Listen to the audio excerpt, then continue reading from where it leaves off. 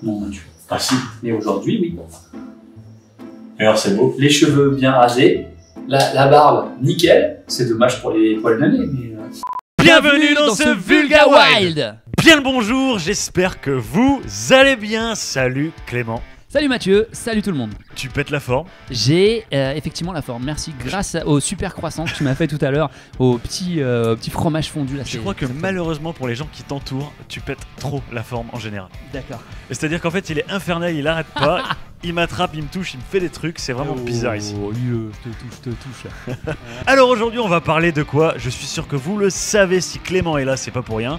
Clément c'est l'expert plante de Reptilis. Je suis pas un expert, C'est absolument l'expert. Tellement pas. Alors. Ok, c'est quoi cette plante? Alors là, comme ça doit être une laitue. Hein. Ça doit être de la laitue, de la frisée, mon ami. Un Monstera Adanzoni, mais ça fait pas de moi un expert parce que je sais reconnaître cette plante classique qu'on retrouve dans toutes les bonnes jardineries. Et toi, qu'est-ce que tu fais avec la laitue en général? Je la mange. C'est pas possible.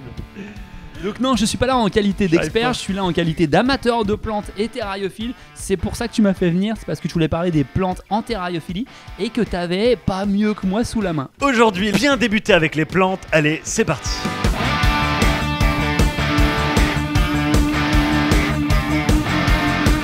Les plantes en terrariophilie, c'est fondamental. Ça fait partie absolument des choses à savoir quand on veut faire des terrariums plantés et ou bioactifs. Et Clément va vous expliquer c'est quoi la différence tout à l'heure. Je vais vous expliquer c'est quoi? La différence tout à l'heure? Je vais expliquer c'est quoi? C'était pas clair? C'est quoi? Je vais vous expliquer c'est quoi? J'ai dit ça. Ouais. Il va vous expliquer c'est quoi la différence. Ah, tu nous as expliqué. Pour un mec qui balance du non-obstant, bah oui. Je vais vous expliquer quelle est la différence. Pas. C'est quoi la différence? Je vais vous expliquer qu'est-ce que c'est que la différence. Après on va faire un pestacle avec des crocodiles. C'est mieux. J'en peux plus. Je voulais qu'on commence par parler des idées reçues. Ouais, des idées reçues.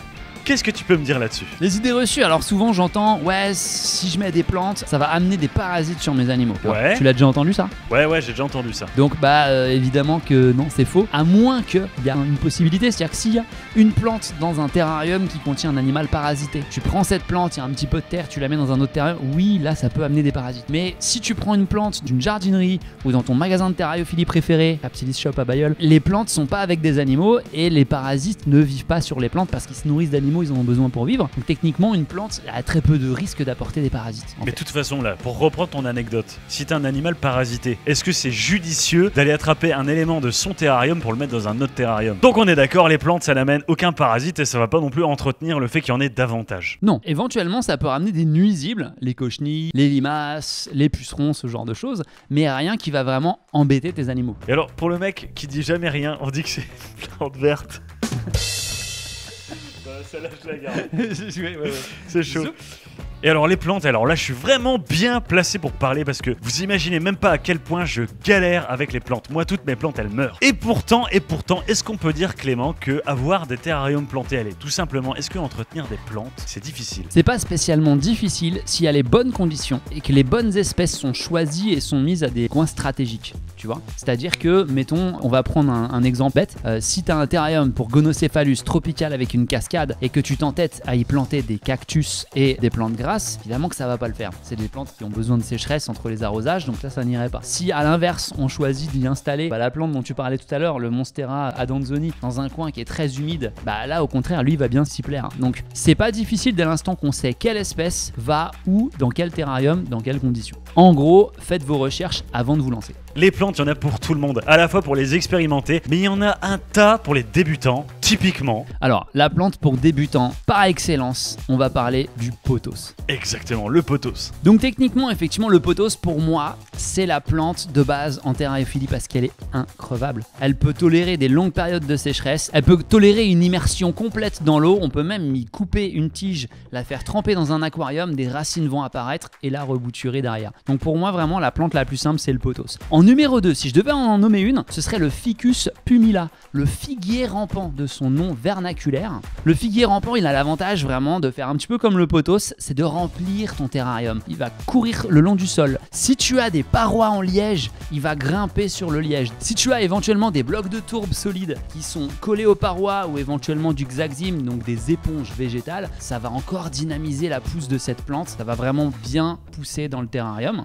Et là pour le coup ça peut vraiment devenir magnifique, c'est-à-dire qu'il va vraiment couvrir l'espace et pousser sur plusieurs mètres. C'est une plante tellement robuste qu'elle peut résister même à l'Oma Wild. Merci Clément, on a des plantes qui sont pas difficiles, on le sait, c'est accessible aux débutants. Écoute, moi j'ai entendu parler d'autres idées reçues. Certaines personnes vont dire que les plantes peuvent être dangereuses pour ton animal, pour ton lézard. Notamment si celui-ci a une tendance végétarienne ou omnivore. Il va peut-être aller prendre des risques et aller manger une plante qui va être toxique, hein, clairement. Qu'est-ce que tu peux me dire là-dessus? Donc d'expérience, j'ai remarqué que lorsqu'on propose des plantes toxiques comme le ficus, par exemple, hein, le ficus benjamina que tout le monde possède, le ficus benjamina qui a donc une sève toxique, on parle d'un latex quand on parle de la sève du ficus, même s'il peut être mâchouillé de temps en temps par le caméléon calyptratus, le caméléon casqué du Yémen, qui est le seul caméléon à manger du feuillage, il le digère très très bien. Le pothos, on en reparle hein, tout à l'heure, hein, le pothos, cette plante est consommée par le Corucia zebrata, le 5 des îles Salomon, il la digère parfaitement bien. Donc je pense, pour en avoir déjà discuté avec Olivier de Bébésaurus, salut, comme quoi beaucoup de plantes qui sont naturellement toxiques pour la plupart des animaux, finalement les reptiles les peuvent en manger sans qu'il y ait de catastrophe majeure. Il n'y a pas de gros soucis selon moi. Donc en fait vos reptiles, pour la plupart d'entre eux en tout cas, n'ayez pas peur. Ils vont avoir un organisme complètement adapté à ce genre de plantes et les cas dangereux vont vraiment être rarissimes, complètement à la marge. Alors Clément, quand on parle terrariophilie, on parle de biome, de biotope. Tu me suis là-dessus? Qu'est-ce que tu peux me dire là-dessus et quelle plante va dans quel type de terrarium? Si on dégrossit un petit peu, on va retrouver 3 grosses familles de terrarium. On a les terrariums arides, qu'on qualifie souvent de désertiques, mais nous on aime bien utiliser aride plutôt, qui signifie terrarium plutôt sec. On va avoir un terrarium semi-humide et les terrariums qui sont très humides. Pour illustrer tout ça, éventuellement je te propose qu'on liste des espèces. Donc pour un terrarium aride, on va nommer le gecko-léopard, Pogona, le pogona, et pour en parler, un animal que tu as dans la salle tropicale, Varanus tristis. Varanus tristis bien sûr. Donc là on est sur un terrarium aride. Alors aride ça veut pas dire que tout le terrarium doit être absolument ultra sec. Ça veut pas dire non plus que le terrarium a des rides.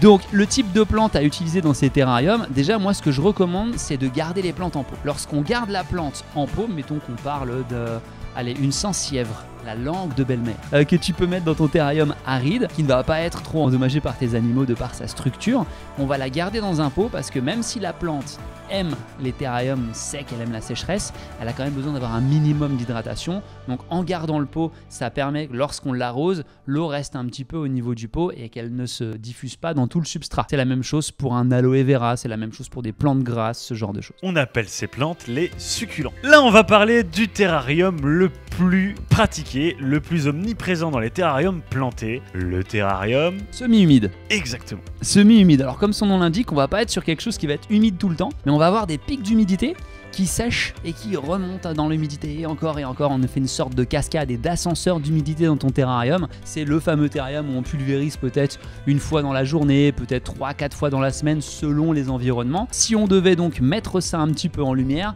on va citer des animaux qui apprécient ce type de terrarium. Là, comme tu as beaucoup d'animaux qui sont concernés, on va mentionner le gecko à crête, que tout le monde possède et toi aussi. Les furcifères pardalis, le furcifère pardalis, caméléon ouais. panthère. Et parce qu'il est très à la mode en ce moment, on peut aussi mentionner les anolis.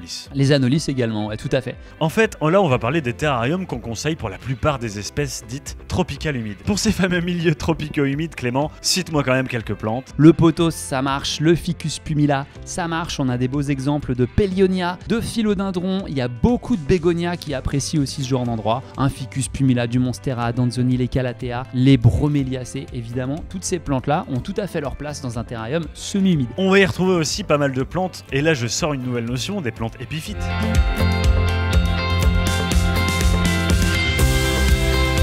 Ok, on a fait les terrariums secs dits arides, on a fait les terrariums semi-humides. Évidemment, on va parler des terrarium full humide. Qu'est-ce que c'est en fait un terrarium vraiment humide? Clément, qu'est-ce qu'on va y retrouver? Qu'est-ce qui caractérise le terrarium vraiment humide? Là, on va parler d'une hygrométrie, et pas une hydrométrie, mais une hygrométrie qui va être constante à des valeurs assez importantes de l'ordre de 70, 75, 80% d'humidité, qui vont être réalisées souvent par des pulvérisations d'eau, une brumisation à l'intérieur du terrarium, ou encore éventuellement simplement une cascade, comme ce que tu peux avoir avec tes Agalicnis, les rainettes aux yeux rouges. J'allais te dire, ça sent la grenouille. Ça sent la grenouille. Ouais, parce que souvent les amphibiens sont des animaux qui apprécient vivre dans des milieux saturés d'humidité. Évidemment, je vous vois venir dans les commentaires.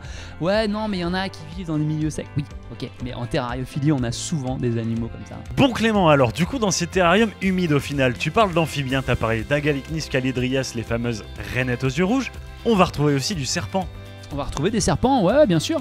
T'en possèdes d'ailleurs une espèce. Ouais, alors moi je vais te citer du Goniosoma hainanensis. Ah. Mais pour citer celui qui va être connu, ça va être Goniosoma boulangeri par exemple. Un Voilà. serpent qui adore l'humidité. Un lézard qui adore l'humidité également, on va parler du Chinisaurus crocodilurus. Donc cette espèce n'est pas disponible en France sans certificat de capacité, mais c'est un lézard qui provient donc de Chine, qui adore les milieux très aquatiques. Un lézard qui est peut-être un petit peu moins canon, mais qui est complètement disponible pour tout le monde, c'est le Tropidophorus baconi. Phorus baconi vit dans un paludarium, donc vraiment une grosse partie aquatique et des branches pour en sortir, pour pouvoir se sécher. Donc ça c'est un petit lézard à queue épineuse qui nage très bien d'ailleurs. Absolument, un très très bon nageur. Ok Clément, et alors dans ces terrariums, qu'est-ce que tu vas conseiller à nos abonnés de planter? Ok, donc dans ces terrariums-là, il y a un truc qui est super fun, c'est qu'on peut encore choisir le pothos. Je vous l'ai dit, hein, cette plante-là, on peut la mettre partout, franchement ça va fonctionner de ouf. Alors moi j'aime beaucoup la sélaginelle, c'est une famille de plantes, les sélaginellacées, où vous avez énormément de fougères de couleurs dans tous les sens, de toutes les formes, et qui adorent les environnements super humides. Beaucoup de broméliacées vont apprécier ça, les orchidées joyaux type Macodes,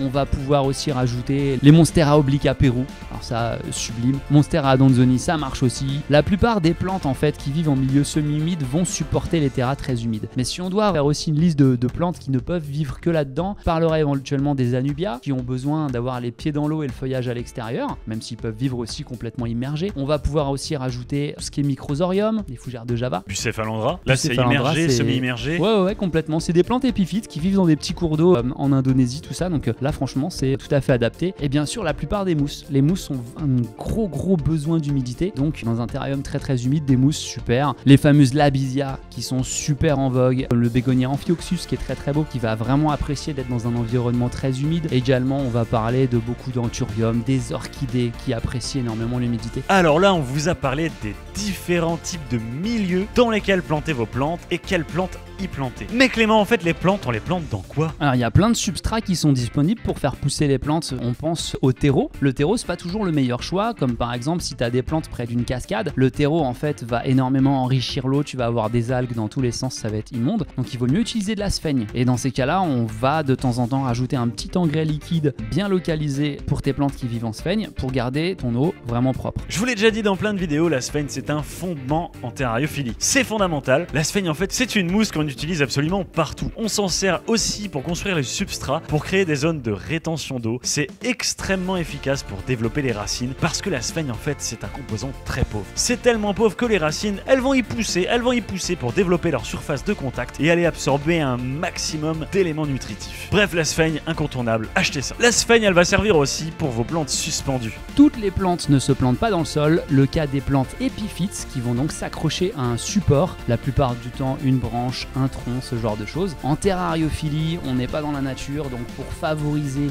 l'enracinement et l'accroche de cette plante, on va en règle générale prendre une petite boule de sphaigne, une petite boule de sphaigne comme celle-ci, je presse pour être sûr qu'il n'y ait pas trop d'eau, voilà, et je vais la mettre à la base des racines. Ce que je vais faire après, c'est éventuellement avec du fil de pêche, je vais ligaturer cette petite boule de sphaigne, je vais la momifier au niveau des racines et sur le support sur lequel je veux que ma plante épiphyte se développe. Donc si on parle de la poudre de coco, la sphaigne, là on est sur des substrats qui sont pas enrichis, des substrats qui n'ont pas de nourriture pour les plantes, à l'inverse du terreau, vraiment qui lui est plein de fertilisants et les plantes vont bien se développer dedans. Quand on part sur un substrat neutre comme la coco ou la sphaigne, il faut pas oublier de temps en temps de rajouter un petit peu d'engrais pour nourrir ces plantes. Donc quand on utilise un terreau type Arcadia Earth Mix ou encore le Reptisoil de Zomed, là on est vraiment sur de l'humus. D'accord, donc l'humus c'est le produit de la décomposition des branches, des champignons, des feuilles mortes. Donc là on a vraiment de la matière azotée, de la nourriture pour les plantes. A l'inverse, quand on utilise de la coco ou de la sphaigne, on est sur un substrat qui est très pauvre où il va falloir penser à donner à manger à vos plantes de manière périodique. Clément, pour le bien-être des plantes, on a parlé de milieu adapté, on a parlé d'humidité, d'hygrométrie si tu préfères, on a parlé du substrat et de la nourriture pour la plante qui est à l'intérieur du substrat. Pour la mentionner, un autre élément absolument essentiel pour vos plantes et surtout vos plantes vertes, tu vas me citer La lumière. Évidemment la lumière. On fait un gros salut à notre copain Martin, le dragonnier de chez Reptile System, qui m'a tant appris sur les bienfaits de la lumière. Eh oui, salut Martin. Alors, c'est pas pour rien qu'on mentionne Reptile System parce qu'ils ont sorti la Proten LED. Alors, c'est pas un placement de produit, hein, Mathieu. Que dalle. Je fais ton travail là, c'est pas un placement de produit. Mais c'est aujourd'hui la lampe sur le marché qui va être la plus polyvalente. C'est-à-dire qu'elle va permettre à vos plantes de pousser convenablement. Donc, c'est pas pour rien effectivement que cet éclairage est excellent parce qu'il a des LED jaunes, bleus, rouges et qui vont aussi favoriser la floraison sur les plantes. Beaucoup d'autres éclairages ne le proposent pas. Et donc, ouais, s'il fallait juste citer un seul éclairage en terrariophilie pour le bac planté, vraiment, les Proten de Reptile System sont vraiment excellentes. C'est d'ailleurs Loma approved, ça a été 1000 fois testé dans la salle tropicale. Mais vous en faites pas, le sujet de la lumière, ça va arriver dans un autre Vulga Wild. Clément, un autre énorme bénéfice, une énorme plus-value des plantes dans un terrarium. Est-ce que c'est un mythe de dire que la plante amène un certain confort de vie à l'animal? Je pense pas que ce soit un mythe. Déjà, rien que la respiration foliaire, le fait qu'elle convertisse le CO2 en oxygène la journée, j'imagine qu'il y a un meilleur air à respirer pour l'animal. Il y a beaucoup de plantes qui sont considérées comme des polluantes, donc elles améliorent l'air. Elles augmentent l'humidité dans l'air aussi, par la transpiration, par le feuillage. Le fait qu'elles sont en train de pousser, on n'y pense pas, mais en poussant, elles sont constamment en train de modifier le paysage. L'animal ne vit pas dans un endroit stérile qui ne bouge pas, c'est constamment en mouvement. Donc non, je suis persuadé effectivement que n'importe quelle plante, soit-elle dans un terrarium, elle apporte quelque chose. C'est un organisme en plus, donc elle apporte quelque chose. En outre, dans le fait d'apporter de l'humidité, beaucoup de plantes vont stocker l'eau de manière locale. Prenez par exemple les broméliacées. Ce sont véritablement des bols d'eau. Au centre de ces plantes, il y a de l'eau qui va se stocker. Quand on a des lézards par exemple, mais même certains serpents, vous allez aller les voir aller au centre de vos plantes, particulièrement les broméliacées, ils vont aller y plonger leur petit bec là et ils vont aller voir ce qu'il y a dedans. Et ça, c'est du confort de vie, ça. Tout à fait. Ça pose un tout petit problème par contre, c'est que quand on a un terrarium qui est rempli de lézards et qui font leurs besoins partout, si leur source d'hydratation est uniquement constituée des broméliacées, il y a fort à parier que dans ces broméliacées, on va y retrouver des petits cadeaux. Donc, c'est important d'avoir quand même une base de gamelle d'eau propre pour être sûr que l'animal ait quelque chose de propre à boire. Est-ce que tu fais caca dans les broméliacées, toi? Personnellement, oui, lorsque Thibaut ne regarde pas. Donc les plantes, elles vont apporter de l'humidité à votre terrarium, à vos animaux. Elles vont apporter également de l'enrichissement, du fait de la modification du paysage qu'elles vont engendrer. Et ça, c'est une dimension extrêmement importante sur laquelle on fait énormément d'avancées ces dernières années. Ça va permettre aussi à vos insectes d'aller se cacher. Et si vous avez des varans par exemple, vous allez voir qu'ils vont aller fouiller et tout retourner et ils vont vraiment passer du temps pour aller trouver les insectes et les dénicher. Et ça, j'y tiens beaucoup, ça va donner des cachettes à votre animal. On parlait tout à l'heure de lumière, votre animal il a aussi besoin de zones d'ombre, il a besoin aussi de cachettes. Et pour ça les plantes elles apportent beaucoup. Également les plantes peuvent servir de site de ponte. On pense à de nombreux geckos, des Phelsuma, aux Ligodactylus ou Lepidodactylus qui vont avoir tendance à aller coller leurs petits œufs dans des anfractuosités, sur les feuilles, sous les feuilles ou même éventuellement dans les racines, les Tachydramus. Et vos plantes, je parlais de zones d'ombre, elles vont aussi servir à quelque chose de très important. Elles vont aller filtrer la lumière émise par les lumières au-dessus de vos terrariums et notamment filtrer les ultraviolets. Et ouais, c'est hyper important les UVB, et ça vous le savez, c'est comme ça que vos reptiles, ils vont aller synthétiser la vitamine D3. Mais ces UV, il faut pas que vos lézards ils soient tout le temps avec le plein UV dans leur tronche. Dans la jungle par exemple,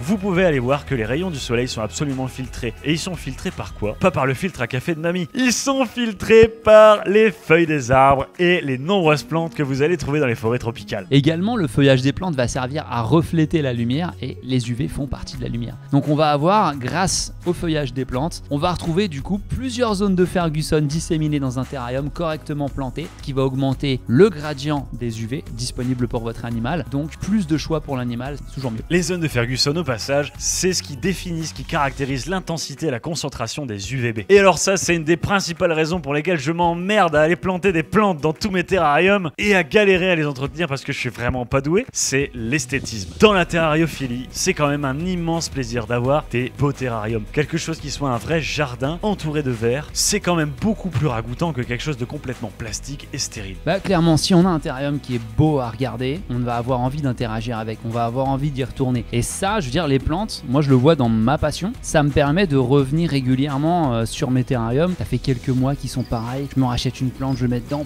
ça change la dynamique et là ça me remotive à changer des choses et je remodifie, je retaille, etc. Et ça pour l'animal c'est du changement, donc c'est que bénéfique, ça apporte énormément de choses. Et c'est énormément de zen aussi. Lorsqu'on est en train de tailler son terrarium, t'es là, tu es en train de tailler un petit peu, tu découvres une plante, bah tiens elle était celle-là, elle était sous une autre, elle avait pas de lumière, toi, tiens, hop, tiens je vais couper autour, voilà t'as plus de lumière, celle-là elle va pas trop bien, bien, celle-là elle va super bien, je fais des boutures, hop, ce sera pour l'OMA. C'est génial quoi, hein, on perd. Quand je vous le dis que c'est un expert plante, moi perso je vais pas dans les coins d'ombre aller couper telle petite plante. C'est comme pour votre jardin, vos terrariums c'est des petits coins de paradis. Alors Clément, est-ce que tu vas me valider ce que je vais te dire? Attention, attention, attention, un terrarium planté, un terrarium bioactif, pareil. Non, référez-vous à la vidéo qu'on a tournée entre écailles sur le terrarium bioactif. Entre écailles, notre podcast, on vous met le lien juste au-dessus, un épisode entier avec Clément où on vous parle de la bioactivité. Mais pour faire rapidement, un terrarium naturel, c'est un terrarium qui est décoré avec des produits naturels, des vraies roches, du vrai bois, des vraies plantes. À l'inverse du terrarium full plastique avec des rochers en céramique, des rochers en résine, un crâne, des plantes en plastique. Je veux dire, rien contre ça, mais c'est pas un terrarium naturel.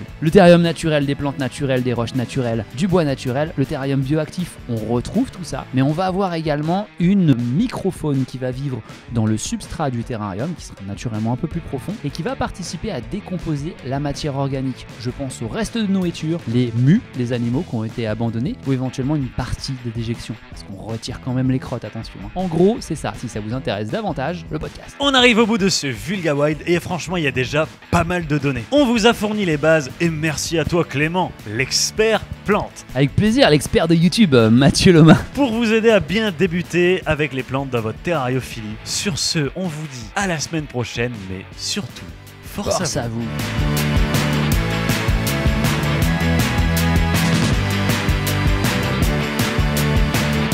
Je vais avoir un accès? Allez, je vais t'envoyer des malwares, moi, dans tous les sens, là. On va te récupérer des vidéos de toi en train de te crasser devant Internet, là. Clément, tu sais pas ce que c'est un malware? Bah si, un malware, c'est l'inverse du goodware. C'est un virus, le malware, ok? Next. Ça attaque ton software. Je vais rentrer un malware dans ton hardware pour niquer ton software. Il pense vraiment que je suis bite en informatique. Oui. Encore là, la disquette. Aaron, pour la disquette, c'est un port USB. C'est un port, ça veut dire que c'est pas halal ce truc-là.